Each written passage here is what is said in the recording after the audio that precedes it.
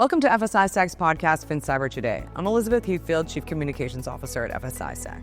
Governance is not always a CISO's favorite topic, but according to Claus Norup, CISO at Euroclear and member of FS-ISAC's Europe board, it's absolutely critical for a CISO to get right.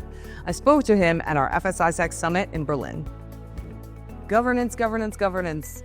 Not always everybody's favorite topic, because I think a lot of CISOs would rather be spending their time on the defending. But tell me why you think it's so important, why you wanted to talk about it.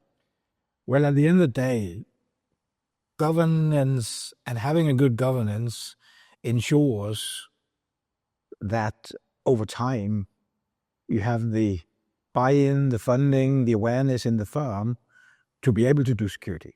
Yeah, but I agree with you. It's a very, very difficult balance to find between satisfying your governance, your different types of stakeholders, whether it's the regulators, whether it's your boards, whether it's your management, or whether it's other part of your governance left and right to you and elsewhere. And then doing security. And there are days in the life of, I believe, every CISO where they have a feeling that the balance is not good enough. Yeah.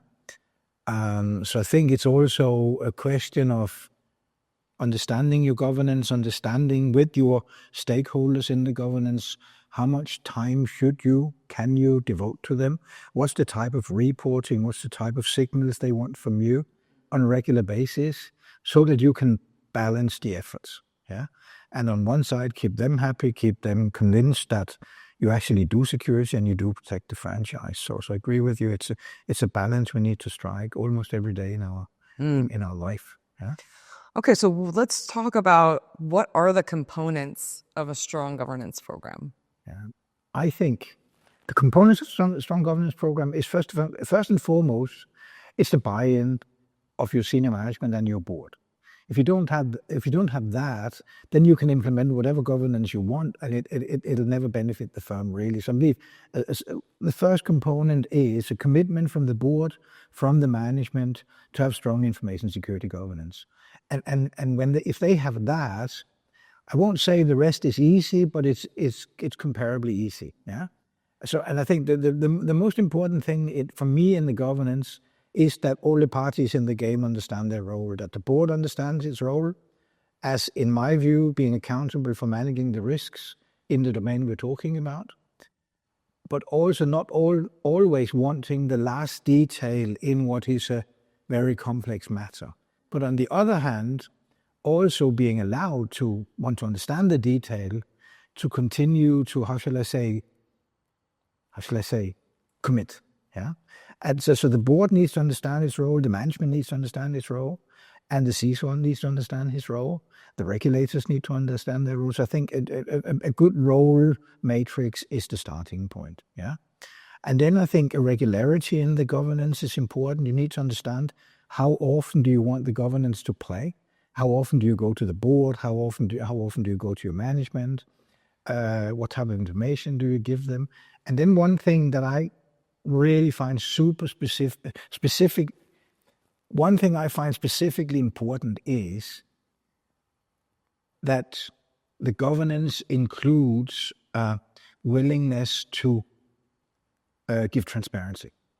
And what I mean when I say that, the trick is very often there's filtering in information through your governance. Oh, we can't tell management that. We can't tell the board that. We can't tell the regulator that. And in my experience, you need to find a way where all parties have the same information. Yeah, they don't necessarily need to have the same granularity of the information, but the core statements in the information you provide to your management, to your boards, to your regulators, to your clients, has to be the same. Because otherwise you confuse everybody, yeah, and you become less trustworthy, yeah. And on the other hand, if you have that, how should I say, that consistency in your messaging, yeah, then you come across as very trustworthy. And we all know as CISOs that if you're not trustworthy, it's a very, very difficult role to have, yeah. So I think consistency in the message, a solid accountability matrix is the starting point. And then at the end of the day, to execute the governance, you also need money. Yeah. So you need solid funding. You need to be embedded in the funding processes of the corporation, of the institution. That means you need to understand, when do I need to provide my demand? When do I need to provide my request for people? All these things. CISO function and the CISO governance has to be embedded in the corporate governance. Yeah. And I've seen, especially in the past, that it's almost as the CISO and his team and the CISO governance, whatever it was an isolated island somewhere in the firm. And people were looking outside in, saying, thinking, probably even wanting that the CISO does security for us all. Yeah. And I think it's really, really important that you embed the CISO governance into the general governance of the firm. As an example, into the risk management governance, so that you're a part, information security is a part of the corporate risk reports, it's a part of the regular reporting to regulators, all these things. So aside from establishing a specific CISO governance, it's also important to understand where is the CISO governance or the information security governance in the global governance of an institution. Yeah. Yeah. So speaking of that, you mentioned it a little bit already, but how should you think of the various audiences that you have in your governance, and how do you prioritize them, or at least know what level of information you should be giving? So another CISO that I spoke with was saying, yes, to your point about the same information but different levels of granularity. For the governance group across the sort of horizontal governance group, it'll be a 25-page thing. And for the senior management, it'll be a 5-page thing. And for the board, it'll be a 1-page thing or something like that. So there's that consideration. But then there's also like the prioritization of who you need to be reporting to when and how often. How do you manage your various audiences? I don't think you can ever find a CISO that is not frustrated with his reporting, because you almost can't win. Because if you provide, as you said, the 1-pager to the board, they will tell you, that's not enough, we need more detail. And then you wait a month or a week or 3 months, depending on how often you see your board, and you provide them with the detail, and they say, well, all these details confuse us, can we get the 1-pager back? So I think it's very difficult to come up with a good example of what is good board reporting, because it's really depending on the institution. Where are you on the risk appetite? Where are you in the investment cycle? Who are you as a CISO? Who are your board members? So it's very difficult to say. But I think the board material has to be crisp and clear, so that they understand where are we from a risk appetite point of view, and if we're outside risk appetite, which should be their base interest, what is the guy doing about it? Yeah, and can we trust him that he does the right things? Yeah, so that's the board report. To the management, you of course need more detail, because very often also for management it's a justification of the effort you spend and the resources you have in competition with very often top-line programs or bottom-line programs or other technology programs. So you have to have more granular information to justify the funding that you have. And also on a more regular basis, explain to them your programs, are they delivering what they should be delivering? If not, why not? And do they need to help? So even more as a more granular information. And then you then ask yourself, what about the regulator? What type of information should you give the regulator? And I think in the recent years, there's been, at least in Europe, a development with the regulators, that the regulators are more interested in getting, you could say, management-like information than board-like information. Yeah, because there is also this increased need for transparency that we also see, as an example, in DORA, increased information exchange, a lack of a need for transparency, or probably previously lack of transparency, that the regulators demand more and more information of you. And you very often, at least in my experience, you come into clinch with management and now and then also with your board about the information that the regulator wants you to provide to them. But I believe it is a necessary evil of being a part of the financial services information security community, that you are able to provide regulators with sufficient information so that they can understand, are you doing the right thing, and is the institution protected enough? And that is more than board information and more towards management information, I believe, at least in my experience. But again, also that what is green in the board report is green to the regulator, what is red in the board report is red to the regulator, because otherwise you lose your trust. Yeah. There's also second line, there's audit, right? There's yes. the IT, there's the kind of the risk, all these other, let's call them horizontal organizations to yours. How do you manage that? Yes. So again, I think a smart CISO leverages second line. Again, if the CISO is a first line function, a smart CISO leverages second line to achieve his targets. Because again, transparency, open reporting, a lot of information sharing, and regular contact, and also embedding second line into the CISO governance in the various governance bodies you have. But I think the core statement is a smart CISO leverages second line. Yeah? And I also believe to a certain extent, depending a little bit what the institution is, that you can leverage third line. Yeah. So I think again, but also with third line, I wouldn't distinct between first, second, and third line. Again, in terms of information sharing, because they'll get the information anyway if they ask. So you can just as well provide it with them yourself to be a transparent CISO, and so that they have, an understanding of respect for all the roles.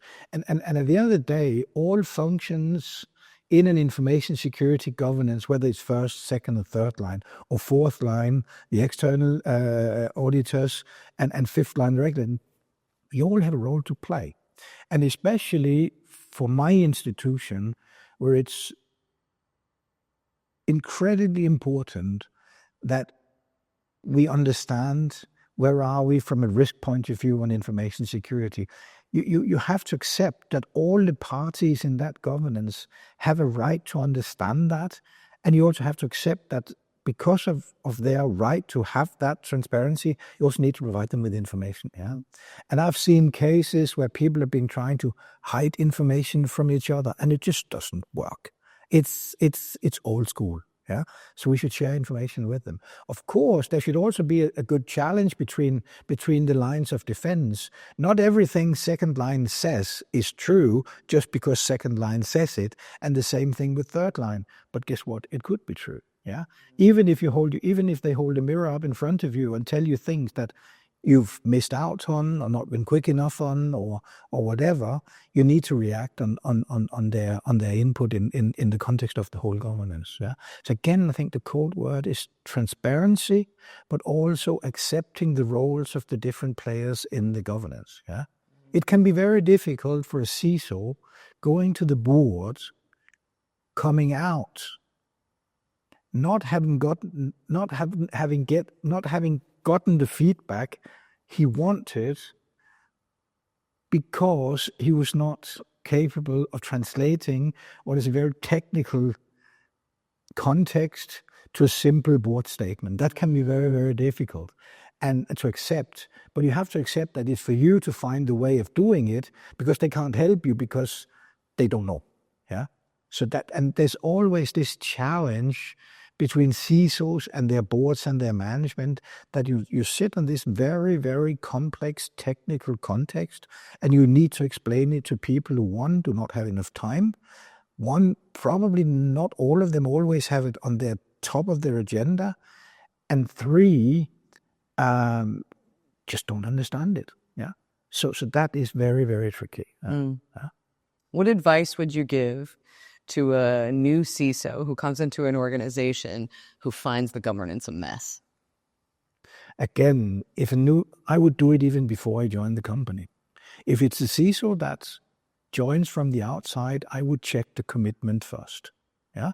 And then as a new CISO that joins a company, determine with him or herself, is this what I want to sign up to? Is the buy-in for what I need to get from the company to be successful, is it there? And if not, then determine right up front, is this something for me? Or do I think I can gets it over time? I think that's the core question, because a CISO without senior management buy-in is over time not a successful CISO. Yeah? So I think that's one thing. If you're a CISO that gets promoted internally, it's actually a little bit the same understanding. Do I really want that job? And can I have the impact that I want to have in that role, knowing that if something goes wrong, they'll all look at me. Yeah? So I think it's really being sure that you've got the buy-in from senior management as a base condition for taking the role. And then, of course, taking your time to establish a governance, talking to all your stakeholders, giving yourself the time to do it, and then document it and get it signed off in the context of, you would say, the more general governance of the firm. So that, again, as I said before, you become an embedded part of you could say, of the corporate governance. Yeah, that is what I would do. Yeah, and not forgetting that if you don't do that, you will fail over time. Yeah, that I think is very important to understand. Yeah? I've noticed over the last couple of years that there's like GRC vendors and there's products and stuff. Yeah. How much of governance can be automated? On the different GRC systems, I think what you can automate and what will increasingly come into scope of automation is the analysis of your entries in your risk register, as an example. Yeah, because I think most companies are faced with a huge amount of cards in their risk inventory that describes, good or bad, an information security risk, the impact, the regularity, and the rating of an information security risk as a result. Yeah, and then a list of actions to resolve the risk that has been identified either by first, second, and third line. And I believe that element can be automated and will be automated even in the next few months or years with AI and the capabilities that are starting to be built into the GRC tooling, as an example, right? That I'm convinced of. And that will give us a better understanding, probably not so much on the individual risks, but more on groups of risks. Because I think what none of us are really good at is, we know what a high-rated risk is, we know what a medium-rated risk is, we know what a critical risk is, and we know how to address those. But I don't think we're particularly good at, even after many, many years doing technology risk management, we're not particularly good at looking at all our medium risks or all our high-rated risks and understanding what is actually, as a group, the risks that they possess to the firm. And there I think we can gain an advantage through, as an example, through AI and automation, 100%. Interesting. And what aspects of governance would you say will always take CISO brainpower? The communication and the translation, as I said before, the translation of a very complex, frightening technical domain into human language that the people you're depending on to do your job understand it with sufficient clarity, and not overstating the risk the firm is facing, but also not understating the risk the company is facing. That is not, how shall I say, doable by machines. Yeah. Good news for the communications person. Yeah. No, 100%, yes, 100%. I really think that and again, probably also a relevant comment. We can implement all the governance we want. We can get all the money we have. We can understand what is first, second, and third line doing. How do you handle regulate? At the end of the day, whether you're a good or a bad CISO, in my opinion, is also depending on who are you as a person. Not all can, and so I think it's really down to the people engaged in the governance, yeah. And again, governance cannot compensate for having the wrong people, yeah. So I still think that this information security is still very people driven, yeah. It's very, very knowledge heavy, yeah. Very often, the knowledge of an information security domain in an institution, even big ones, is sitting with a very few people, yeah. And that is distributing knowledge there is also a little bit down to the individual people. So I think it's really a people business. Information security, although it's so technical, is still a people business, I firmly believe. Yeah. Yeah. You earlier in the conversation, you were talking about, it's always a challenge to find that balance between how much time you're spending on governance and reporting and how much time you're spending on the actual defending. Is there a rubric that you have for that, or is there some rule of thumb that you would give to other CISOs and other leaders about how should they be thinking about this division of their time? Yeah. I think the rule has to be somehow 1/3, 2/3. So 1/3 for the governance, for the communication of the house, and 2/3 for what you're actually hired to do to keep the place safe. Yeah, that can be difficult. It can never be less than 1/3 and 2/3. You should find a place. And realistically speaking, it's probably 50-50. Yeah. But I think what you need to do is you need to understand that when you don't have the time to do it, keeping the firm safe, make sure that you have a strong team of people around you that can manage the shop when you do the talking, so to speak. Yeah. So again, part of a solid CISO governance is also to getting yourself a good team below you, a good mix of managers that can again translate complex matters into human language, that can do stakeholder management, but are also solid technologists. And then the further down the organization you go, the more technologists you need to be successful. That's also a little bit the CISO internal part of the governance. And if you have a good team, and if you can establish good services, good processes, good controls, good reporting that flows, then you can lift yourself free of the day-to-day operational business and divert more time to managing your stakeholders, whether they're your management or your boards or your regulators. But a precondition to this is that you have a strong team. But as a main rule of thumb, I say 1/3 for governance and 2/3 for doing your job. Yeah, although the governance, of course, is also a part of it. Part of the job. Yeah, yeah.